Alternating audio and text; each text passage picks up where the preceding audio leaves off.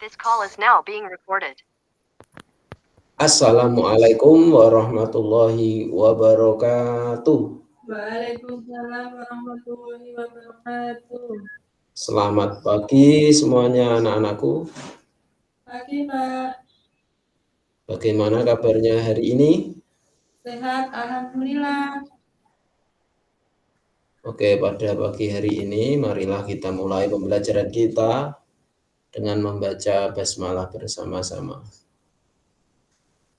Bismillahirrahmanirrahim.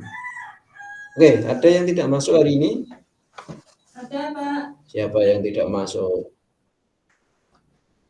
Novi ya? Novi nggak masuk lagi. Oh iya Pak, nggak ada. Oke, nggak apa-apa. Mungkin masih sakit, kita doakan semoga cepat sembuh. Amin. Amin. Oke, untuk pembelajaran hari ini kita akan membahas tentang Khulafaur Rasyidin. Siapa yang tahu siapa Khulafaur Rasyidin itu? Masih ingat?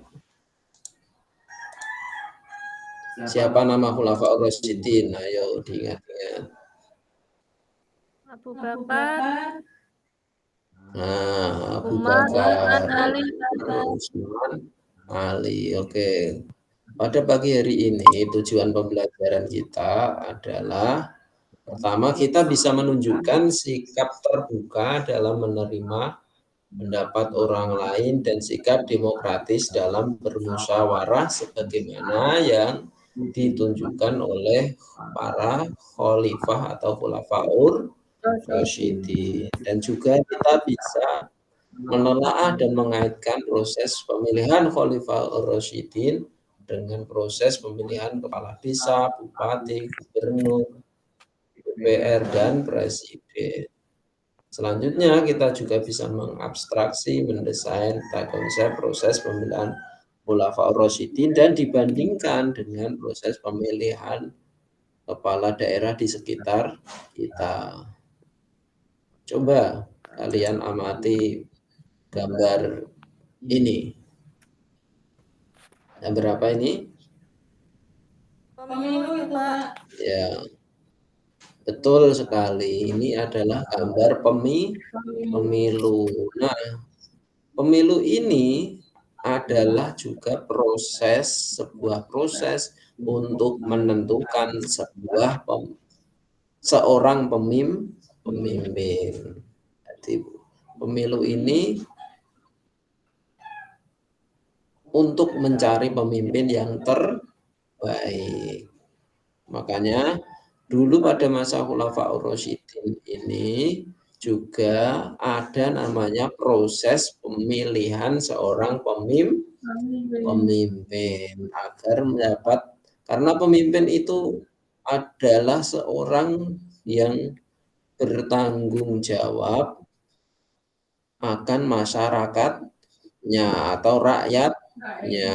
Jadi pemimpin ini perannya sangat penting sekali karena di situ ada banyak kebijakan yang menyangkut kesehatan, ekonomi, dan juga pendidikan bagi seluruh rakyatnya. Maka proses pemilihan kepemimpinan ini harus berlangsung benar-benar memenuhi aspirasi semua rakyatnya.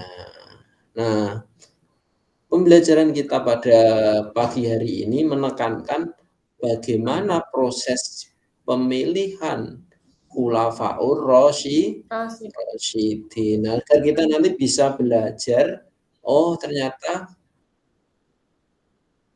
seperti ini loh, dari Abu Bakar, Umar, Utsman, dan Ali kita kaitkan dengan proses pemilihan umum di sekitar kita. Nah, silakan nanti diidentifikasi persamaan dan perbedaannya mungkin ya.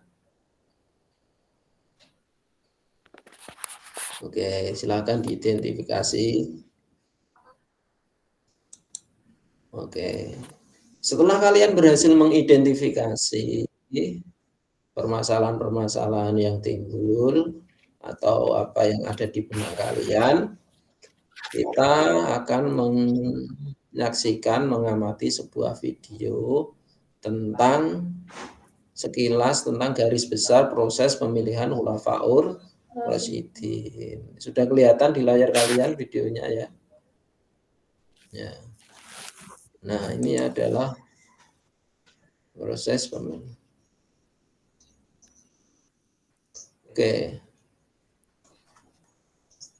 Sudah.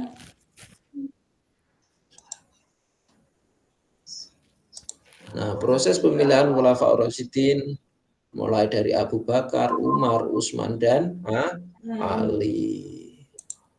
Nah, proses pemilihan Khalifah Abu Bakar ini dilaksanakan oleh kaum Ansor dan Muhajirin di Saqifah Bani Sa'idah. Proses pemilihan itu merupakan sebuah bentuk musyawarah antara kaum Ansor dan Muhajirin dalam menentukan seorang khalifah, kemudian terpilihlah sosok Abu Bakar. Kemudian setelah Abu Bakar memimpin selama 2 tahun, kemudian pemimpin selanjutnya yaitu Umar bin Khattab. Umar ini dipilih melalui penunjukan atau melalui proses wasiat oleh sahabat Abu Bakar. Kenapa proses wasiat? Nah, nanti silakan kalian cek di buku kalian. Kenapa Abu Bakar musyawarah, Umar ditunjuk oleh Abu Bakar? Itu silakan dicek di buku pegangan kalian dan juga handout yang sudah Bapak bagikan ya. Agar kalian nanti tahu kenapa ini Abu Bakar dimusyawarahkan, Umar ditunjuk oleh Abu Bakar. Sedangkan Utsman bin Affan itu dipilih oleh 6 orang sahabat yang sudah dibentuk oleh Umar bin Khattab yang namanya adalah Ahwa atau Ahlul Halli wal Aqdi. Ini semacam DPR kemudian memilih presiden seperti itu. Proses pemilihan Utsman bin Affan. Nah, sedangkan Ali bin Abi Thalib ini pemilihannya berdasarkan dipilih langsung oleh seluruh umat Islam pada waktu itu di Madinah. Ali ini dipilih langsung, orang banyak sekali di Madinah ketika itu. Nah, itu apa alasannya kok Ali bisa dipilih langsung, Utsman dipilih oleh Ahwa, kemudian Umar ditunjuk. Jadi masing-masing itu ada perbedaannya. Nanti kita bisa diskusikan bersama-sama dan silakan kalian telaah dulu, identifikasi dulu apa perbedaan dan apa persamaannya. Demikian ya untuk videonya, dan kemudian kita diskusi sejenak untuk kalian menuliskan berbagai permasalahan, menguraikan, menelaah tentang Khulafaur Rasyidin. Jangan lupa dibaca bukunya, buku SKI-nya itu ya. Jadi informasi tadi yang sudah saya sampaikan di depan agar tidak terpotong. Jadi kalian harus membaca secara lengkap. Oke. Setelah kalian baca secara lengkap, kemudian kita akan masuk ke LKPD.